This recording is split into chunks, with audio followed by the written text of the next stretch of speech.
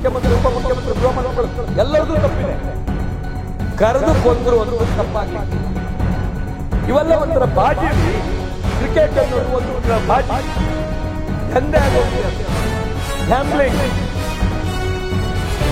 ಒಬ್ಬ ಚಲನಚಿತ್ರ ನಟ ಅಲ್ಲು ಅರ್ಜುನ್ ಒಂದು ಸಿನಿಮಾ ರಿಲೀಸ್ ಆಗ್ತದೆ, ಅವಾಗ ನೂಕು ನುಗ್ಲಾಗ್ತದೆ. ಅಲ್ಲು ಅರ್ಜುನ್ ಬಂದಾಗ ನೂಕು ನುಗ್ಲಾದಾಗ ಒಬ್ಬ ವ್ಯಕ್ತಿ ಪ್ರಾಣ ಕಳ್ಕೊಳ್ತಾನೆ. ಇದೇ ರೀತಿಯ ಕಳ್ಳ ಪ್ರಾಣ ಕಳ್ಕೊಂಡಾಗ ಹಿಂದೆ ಮುಂದೆ ಮಾಡಿ ಜೈಲಿಗೆ ತಲುಪುವಂತ ಕೆಲಸವನ್ನು ಮಾಡ್ತೀರಿ. ಸತ್ಯ ಮಾಡಲೇಬೇಕು, ಮಾಡಬೇಕು. ಒಪ್ಪಂದ ಕಾಲ್ಪಟ್ಟಕ್ಕೆ ಕಾರಣ ಆದ್ರೂ ಆ ವ್ಯಕ್ತಿಯನ್ನು ಒಳಗೆ ಕಳಿಸಿದ್ದು ಸರಿ ಇದೆ. ಆದ್ರೆ ಈಗ 11 ಜನ ಹೋಗಿದ್ದಾರೆ, 11 ಜನನ್ನ ನಾವು ಕಳ್ಕೊಂಡಿದ್ದೇವೆ. ಈಗ ಮುಖ್ಯಮಂತ್ರಿಯನ್ನು ಬಂಧಿಸಬೇಕು. ಏನ್ರಿ ನಿಮ್ ಕುಂಭಮೇಳದಲ್ಲಾಗ್ಲಿ ಇಲ್ಲಾಗ್ಲಿ ಸತ್ತಿದ್ದು ಸತ್ರೆ 10 ಲಕ್ಷಗಳ ಪರಿಹಾರವನ್ನು ಘೋಷಣೆ ಮಾಡ್ತೀವಿ. ಯಾರು ಮನೆ ಸ್ವಾಮಿ, ಯಾರು ಮನೆದು?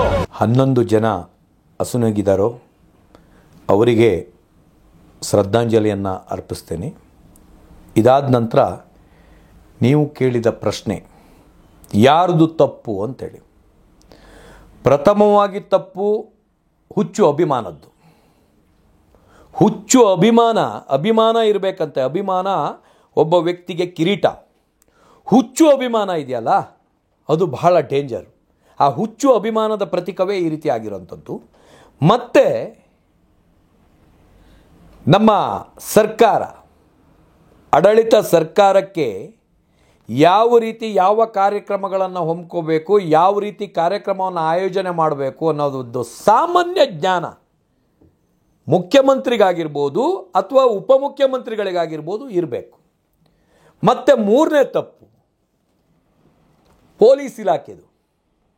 ಹಾಗಾದರೆ ಗೃಹ ಇಲಾಖೆಗೆ ನೀವು ಅವ್ರದ್ದೇ ಆದಂಥ ಒಂದು ಟೀಮ್ ಇರ್ತದೆ, ಇದ್ರ ಬಗ್ಗೆ ಮಾಹಿತಿಯನ್ನು ಕೊಡುವಂಥ ಒಂದು ಟೀಮ್ ಇರ್ತದೆ. ಹಾಗಾದರೆ ಅದು ನಿಷ್ಕ್ರಿಯಗೊಂಡಿದೆಯಾ? ಆ ಟೀಮು ಅವರಿಗೆ ಸರಿಯಾದ ಮಾಹಿತಿ ಕೊಟ್ಟಿಲ್ವಾ? ಇಂಟೆಲಿಜೆನ್ಸಿ ಅಂತ ಕರೀತಾರೆ. ಇಂಟೆಲಿಜೆನ್ಸಿ ಟೀಮ್ನವರು ಸರಿಯಾದ ಮಾಹಿತಿ ಇಷ್ಟು ಜನ ಸೇರ್ತಾರೆ ಅನ್ನೋದು ಯಾವುದ್ಯಾವುದನ್ನೋ ಕಂಡುಹಿಡಿಯೋರಿಗೆ ಇಂಟೆಲಿಜೆನ್ಸಿಯವರು ಏನು ಮಾಡ್ತಾ ಇದ್ರು? ಇಲ್ಲಿ ಸತ್ತಿದ್ದು, ಈಗ ಸತ್ತೋರ್ದು ತಪ್ಪಿದೆ ಅಂತ ಹೇಳಿದೆ, ಇವ್ರದ್ದು ಅಧಿಕಾರಿಗಳದ್ದು ತಪ್ಪಿದೆ, ಇಲಾಖೆದು ತಪ್ಪಿದೆ ಮತ್ತು ಸರ್ಕಾರದ್ದು ತಪ್ಪಿದೆ, ಮುಖ್ಯಮಂತ್ರಿ ಉಪಮುಖ್ಯಮಂತ್ರಿ ಗೃಹ ಮಂತ್ರಿಗಳು ಎಲ್ಲರದ್ದು ತಪ್ಪಿದೆ. ಆದರೆ ಪಾಪ ಮನೆಯಲ್ಲಿ ಹೇಳ್ತಾ ಕೂತಿದಾರಲ್ಲ, ಅವ್ರದ್ದು ಏನು ತಪ್ಪಿದೆ? ಇವರ ಹುಚ್ಚು ಪ್ರೀತಿಯಿಂದ ಅಥವಾ ಮಾನ್ಯ ಡಿ.ಕೆ. ಶಿವಕುಮಾರ್ ಅವರಾಗಿರ್ಬೋದು, ಸಿದ್ದರಾಮಯ್ಯವರಾಗಿರ್ಬೋದು, ಅವರು ಸರ್ಕಾರದಲ್ಲಿ ಏನೋ 18 ವರ್ಷಕ್ಕೆ ಒಂದು ಕಪ್ಪು ಬಂತು ಅಂತ ಹೇಳ್ಬಿಟ್ಟು 18 ವರ್ಷಕ್ಕೆ ಕಪ್ಪು ಬಂತು ಅಂತ ಬಿಟ್ಟು ಗಡಿಬಿಡಿಯಲ್ಲಿ ಆತುರದಲ್ಲಿ ಯಾವುದೇ ರೀತಿಯ ಇದನ್ನು ಪ್ರಿಕಾಕ್ಷನ್ ತಗೊಳ್ದೇನೆ ಇವರು ಏಕಾಏಕಿ ಕಾರ್ಯಕ್ರಮ ಆಯೋಜನೆ ಮಾಡಿದ ಹಿಂದಿನ ಮರ್ಮವೇನು? ನನ್ನ ಅನಿಸಿಕೆ ಪ್ರಕಾರ ಕರೆದು ಕೊಂದ್ರು ಅಂದ್ರೆ ತಪ್ಪಾಗಲಿಕ್ಕಿಲ್ಲ. ಕಾರ್ಯಕ್ರಮಕ್ಕೆ ಕರೆದು ಬಂದವ್ರನ್ನ ಕೊಂದ್ರು ಅಂತ ಹೇಳಿದ್ರೆ ತಪ್ಪಾಗಲಿಕ್ಕಿಲ್ಲ. ಅದನ್ನು ಇವರು ಇದು ಮಾಡಬೇಕಾಗತ್ತೆ. ಮತ್ತದಲ್ಲದೆ ಮಾನ್ಯ ಮುಖ್ಯಮಂತ್ರಿಗಳ ಕೆಲವೊಂದೊಂದು ಹೇಳಿಕೆಗಳು ಭಾಳ ಬಾಲಿಶ ಆಗಿರೋದನ್ನು ಈಗ ಡಿ.ಕೆ. ಶಿವಕುಮಾರ್ ಅವರು ಕ್ಷಮೆಯಾಚನೆ ಮಾಡ್ತೀನಿ ಅಂತ ಹೇಳಿದರು, ಉಪಮುಖ್ಯಮಂತ್ರಿಗಳು ಕ್ಷಮೆಯಾಚನೆ ಮಾಡ್ತೀನಿ ಅಂತ ಹೇಳಿದರು. ಮಾನ್ಯ ಮುಖ್ಯಮಂತ್ರಿಗಳು ಭಾಳ ಹಿರಿಯ ಮುತ್ಸದ್ದಿಗಳಿದ್ದಾರೆ, ಬಹಳ ರಾಜಕೀಯ ಮುಖಂಡರು, ಬಹಳ ಅನುಭವಿಗಳಿದ್ದಾರೆ. ಅವ್ರ ಬಾಯಿಂದ ಅಷ್ಟು ಕೇವಲವಾಗಿ ಬರಬಾರ್ದು. 100 ಜನ ಸಾಯಲಿ, 11 ಜನ ಸಾಯಲಿ, ಒಬ್ಬರು ಸಾಯಲಿ, ಸತ್ತಿದ್ದು ಸಾವೇ. ತಮ್ಮ ಆಡಳಿತಾವಧಿಯಲ್ಲಿ ಇಂಟೆಲಿಜೆನ್ಸಿ ರಿಪೋರ್ಟ್ ತಗೊಂಡು ಯಾವಾಗ ಕಾರ್ಯಕ್ರಮ ಮಾಡಬೇಕು, ಹೇಗೆ ಕಾರ್ಯಕ್ರಮ ಮಾಡಬೇಕು, ಕಾರ್ಯಕ್ರಮದ ವ್ಯವಸ್ಥೆ ಏನು ಮಾಡಬೇಕು, ಸಾಮಾನ್ಯ ಚಿಕ್ಕ ಪುಟ್ಟ ಕಾರ್ಯಕ್ರಮದಲ್ಲೇ ನಾವು 1 ತಿಂಗಳಿಂದ ತಲೆ ಕೆಡಿಸ್ಕೊಂಡಿರ್ತೇವೆ. ಇಂಥ ದೊಡ್ಡ ಕಾರ್ಯಕ್ರಮದಲ್ಲಿ ಅದು ಆ ಜಾಗ ಬಿಟ್ಟು ಬೇರೆ ಇನ್ನೆಲ್ಲಾದರೂ ಮಾಡ್ಬೋದಿತ್ತು, ಇಷ್ಟು ಜನ ಸೇರ್ತಾರೆ ಅಂತ ಇದ್ದಿದ್ರೆ. ಇವತ್ತು 11 ಜನರ ಸಾವಿಗೆ ನೇರವಾಗಿ ಸರ್ಕಾರ ಕಾರಣವಾಗಿದೆ. 11 ಜನಕ್ಕೆ ಸಾವಿಗೆ ಸರ್ಕಾರ ಕಾರಣವಾಗಿದೆ. ಮತ್ತು ನಮ್ಮ ಅಭಿಮಾನಿಗಳು ಅಷ್ಟೇ ಇರಬೇಕು. ನಾಡಿನ ಅಭಿಮಾನ ಇರಬೇಕು, ದೇಶದ ಅಭಿಮಾನ ಇರಬೇಕು, ಜನಗಳ ಮೇಲೆ ಅಭಿಮಾನ ಇರಬೇಕು, ಸಿನಿಮಾ ನಟರ ಮೇಲೆ ಅಭಿಮಾನ ಇರಬೇಕು, ಕ್ರಿಕೆಟಿಗರ ಮೇಲೆ ಅಭಿಮಾನ ಇರಬೇಕು. ಎಷ್ಟು? ತಮ್ಮ ಜೀವ ಕಳ್ಕೊಳ್ಳೋಷ್ಟು ಅಭಿಮಾನನ? ಅದೇ ನಿಮ್ಮ ತಂದೆ ತಾಯಿ ಮೇಲೆ ಅಭಿಮಾನ ತೋರಿಸಿ, ನಿಮ್ಮನ್ನು ಸಾಕಿದ ತಂದೆ ತಾಯಿ ಮೇಲೆ ತೋರಿಸಿ, ನಿಮಗೆ ಓದಿ ವಿದ್ಯೆ ಕಲಿಸಿದಂಥ ಗುರುಗಳ ಮೇಲೆ ತೋರಿಸಿ ನೀವು ಆ ಒಂದು ಅಭಿಮಾನನ. ನಿಮ್ಮ ನಾಡು ಮೇಲೆ ತೋರಿಸಿ, ನಿಮ್ಮ ದೇಶದ ಮೇಲೆ ತೋರಿಸಿ. ಇವೆಲ್ಲ ಒಂಥರ ಬಾಜಿ ರೀ. ಕ್ರಿಕೆಟ್ ಅನ್ನೋದು ಒಂದು ಬಾಜಿ, ದಂಧೆ ಆಗೋಗಿದೆ. ಅದು ಗ್ಯಾಮ್ಲಿಂಗ್. ಕ್ರಿಕೆಟ್ ಅನ್ನೋದು ಒಂದು ಗ್ಯಾಮ್ಲಿಂಗ್. ಒಬ್ಬೊಬ್ಬನು ಒಂದೊಂದು ಇದರಲ್ಲಿ ಸೇಲ್ ಆಗ್ತಾ ಇದ್ದಾನೆ, ಮಾರಾಟ ಆಗ್ತಾನೆ.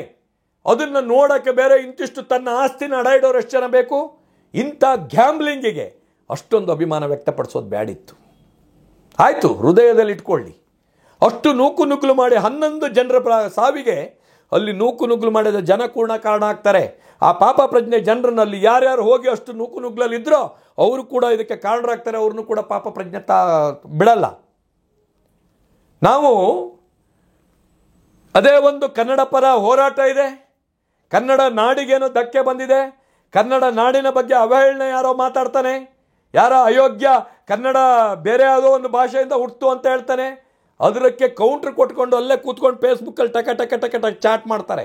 ಏನು ತಪ್ಪು ಮಾತಾಡ್ದ, ಏನು ಮಾಡ್ದ, ಹಂಗೆ ಮಾಡಿದ್ನೋ ಹಿಂಗೆ ಮಾಡಿದ್ನೋ ಅಂತೇಳ್ಬಿಟ್ಟು ಇಲ್ದಿದ್ದು ಕತೆ ಹೇಳಕ್ಕೆ ಹೋಗ್ತಾರೆ. ಅದೇ ಇದೆ ಕ್ರಿಕೆಟ್ ಬಾಜಿ, ದುಡ್ಡು ತಗೊಂಡು ಆಡುವಂಥದ್ದು ಬಾಜಿ. ಅದ್ರ ಬಗ್ಗೆ ಅದರ ಪರವಾಗಿ ಅಷ್ಟೊಂದು ಜನ ಹೋಗಿ ಕಾಲು ತುಳಿತವಾಗಿ ಸಾವಿಗೀಡಾಗ್ತಾರೆ ಅಂತ ಹೇಳಿದರೆ ನಾವು ಇನ್ನೂ ಎಲ್ಲಿದ್ದೇವೆ?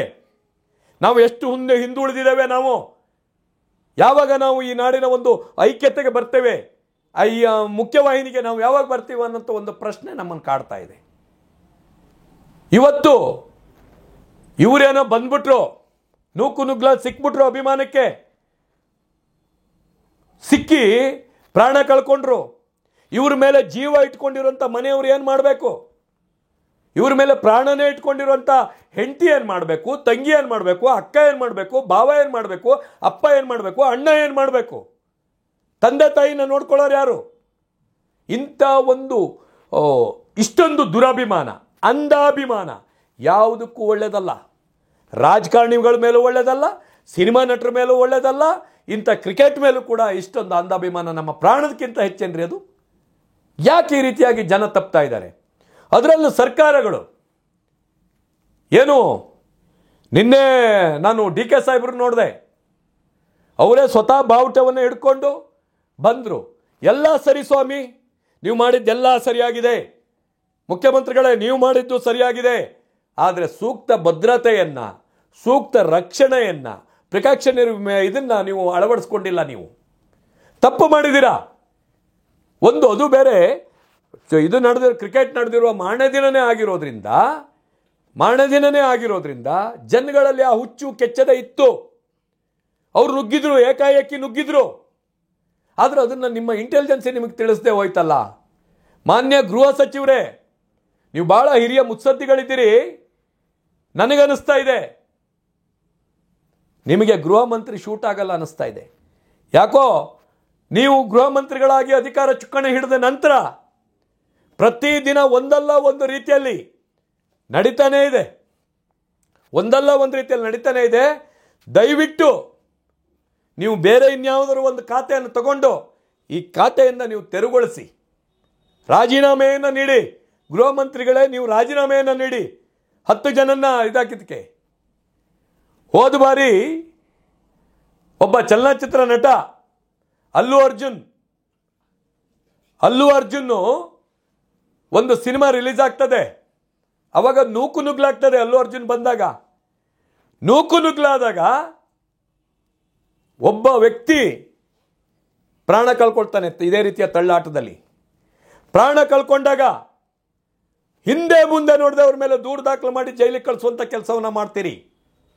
ಸತ್ಯ ಮಾಡಲೇಬೇಕು, ಮಾಡಬೇಕು.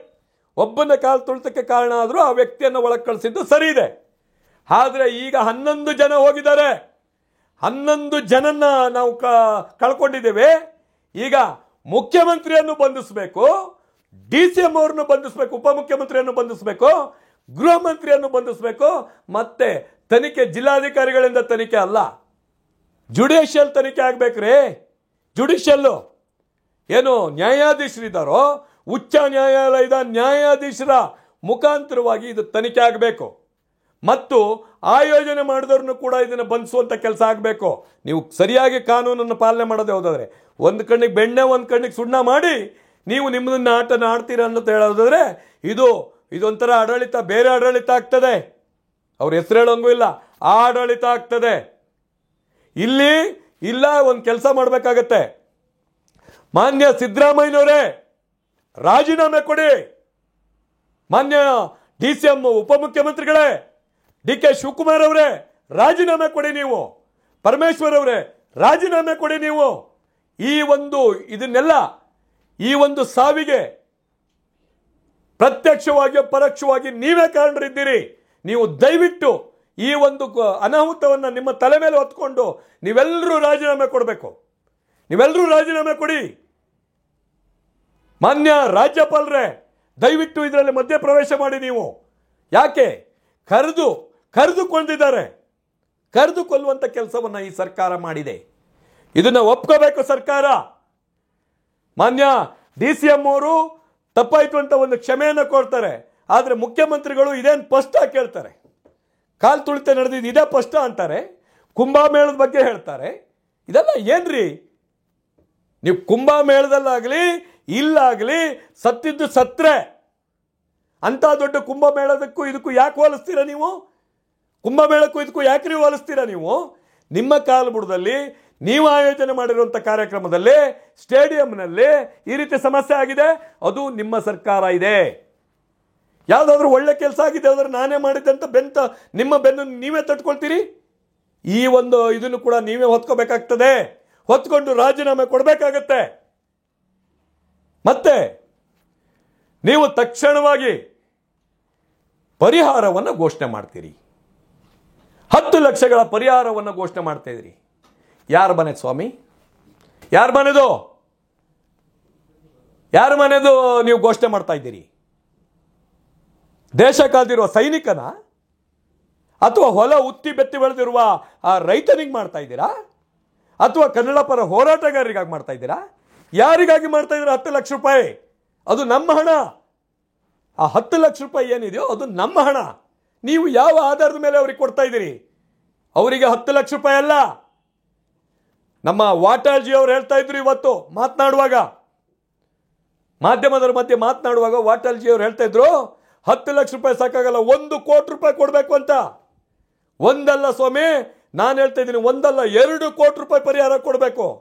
ಯಾರಿದ್ದ ಇದನ್ನ ಏನು ಆಯೋಜನೆ ಮಾಡಿದಾರೋ, ಏನು ಆಯೋಜನೆ ಮಾಡಿ ಅನಾಹುತಕ್ಕೆ ಕಾರಣರಾಗಿದ್ದಾರೋ, ಸರ್ಕಾರದ ಮಂತ್ರಿಗಳಿದ್ದಾರೋ ಅಥವಾ ಮುಖ್ಯಮಂತ್ರಿ ಇದ್ದಾರೋ, ಇವರಿದ್ದಾರೋ, ಅವರ ಆಸ್ತಿಯನ್ನು ಮಟ್ಗೋಲು ಹಾಕೊಂಡು ಕೊಡಲಿ. RCB ಬಂದು ಕೊಡಲಿ. RCB ಏನು ಫ್ರಾಂಚೈಸಿಯನ್ನು ಪಡೆದಿರ್ತಾರೋ RCB ಮಾಲೀಕರು ಅವರು ಕೊಡಲಿ. ನನ್ನ ಸಾರ್ವಜನಿಕ ಹಣವನ್ನು ಯಾಕೆ ದುರುಪಯೋಗ ಪಡಿಸ್ಕೊತಾ ಇದ್ದೀರಿ? ನೀವು ಮಾಡಿರೋ ಬೇಜವಾಬ್ದಾರಿತನಕ್ಕೆ ನಾನು ಯಾಕೆ ದಂಡ ಕಟ್ಟಬೇಕು? ಸಾರ್ವಜನಿಕರಾದ ನಾವು ಯಾಕೆ ದಂಡ ಕಟ್ಟಬೇಕು? ನೀವು ಮಾಡಿರೋ ತಪ್ಪಿದೆ. ನೀವು ಮಾಡಿರೋ ತಪ್ಪಿಗೆ ನಿಮ್ಮ ಆಸ್ತಿಯನ್ನು ಅಡಮಾನ ಇಟ್ಟು ಇಲ್ಲ ನಿಮ್ಮ ಆಸ್ತಿಯನ್ನು ಮಾರಿ ಪರಿಹಾರ ಕೊಡಿ 11 ಜನಿಗೆ. 1 ಕೋಟಿನೂ ಅಲ್ಲ, 10 ಲಕ್ಷ ಅಲ್ಲ, 1 ಕೋಟಿ ಅಲ್ಲ, 2 ಕೋಟಿ ಕೊಡಬೇಕು. ಯಾಕಂದ್ರೆ ಕರೆದುಬಿಟ್ಟು ಸಾಯಿಸುವಂಥ ಕೆಲಸ ಆಗಿದೆ ಅವರಿಗೆ.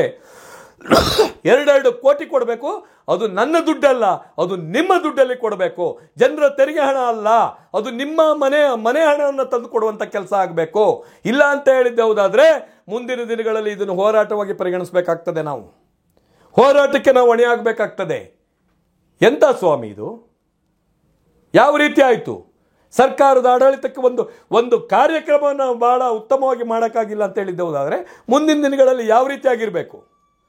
ಮಾನ್ಯ ಮುಖ್ಯಮಂತ್ರಿಗಳೇ, ಉಪಮುಖ್ಯಮಂತ್ರಿಗಳೇ, ನೀವು ಮಾಡಿರುವ ಕೆಲಸವನ್ನು ನಾವು ಹಲವಾರು ಬಾರಿ ಶ್ಲಾಘನೆ ಮಾಡಿದ್ದೇವೆ.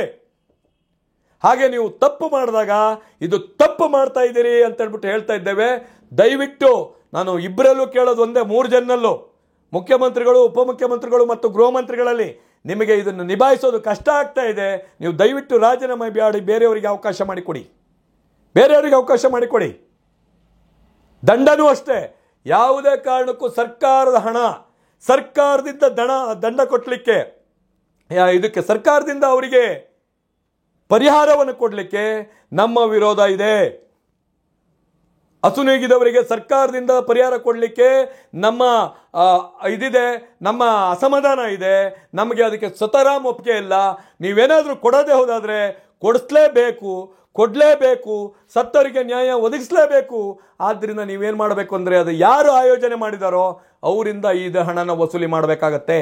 RCBಯಿಂದ ಹಣ ವಸೂಲಿ ಮಾಡಬೇಕಾಗತ್ತೆ. ನೀವು ಅದಕ್ಕೆ ಯಾರು ಇದಕ್ಕೆ ಹೊಣೆಗಾರರಿದ್ದಾರೋ, ಈ ತಪ್ಪಿಗೆ ಹೊಣೆಗಾರರಿದ್ದಾರೋ ಅವರಿಂದ 2 ಕೋಟಿ ರೂಪಾಯಿ 2 ಕೋಟಿ ರೂಪಾಯಿಯನ್ನು ನೀವು ಆ ಸತ್ತವರಿಗೆ ಪರಿಹಾರವನ್ನು ಕೊಡುವಂಥ ಕೆಲಸ ಮಾಡಬೇಕು. ಇಲ್ಲ ಅಂದರೆ ಮುಂದಿನ ದಿನಗಳಲ್ಲಿ ನಿಮಗೆ ಕಟ್ಟಿಟ್ಟ ಬುತ್ತಿ, ಮುಂದಿನ ಚುನಾವಣೆಯಲ್ಲಿ ಜನ ನಿಮಗೆ ಸರಿಯಾದ ಉತ್ತರವನ್ನು ಕಲಿಸ್ತಾರೆ ಸಿದ್ದರಾಮಯ್ಯನವರೇ.